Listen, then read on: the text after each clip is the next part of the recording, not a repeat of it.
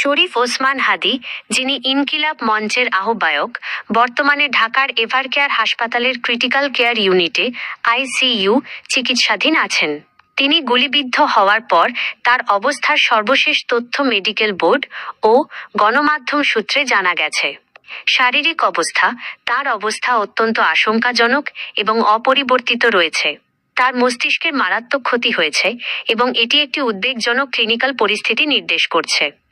মস্তিষ্কের পরিস্থিতি: সর্বশেষ সিটি স্ক্যান অনুযায়ী তার মস্তিষ্কের পরিস্থিতি খুবই খারাপ, ফোলা আরও বেড়েছে এবং কিছু অংশে ছিটা ছিটা রক্ত জমাট বাঁধার লক্ষণ পাওয়া গেছে। চিকিৎসা: তাকে লাইফ সাপোর্টে কৃত্রিম শ্বাস প্রশ্বাসে রাখা হয়েছে এবং ব্রেন প্রোটেকশন প্রোটোকল অনুসরণ করে কনজারভেটিভ ম্যানেজমেন্টে রাখা হয়েছে।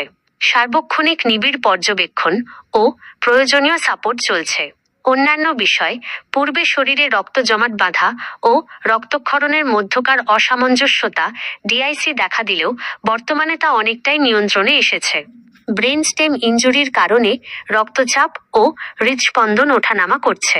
কিডনির কার্যক্ষমতা বর্তমানে বজায় আছে। উন্নত চিকিৎসা: তাকে উন্নত চিকিৎসার জন্য সোমবার দুপুরে এয়ার অ্যাম্বুলেন্সে সিঙ্গাপুরে নেওয়া হচ্ছে।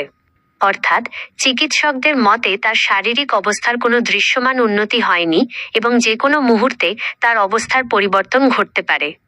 আমি কি হাদীর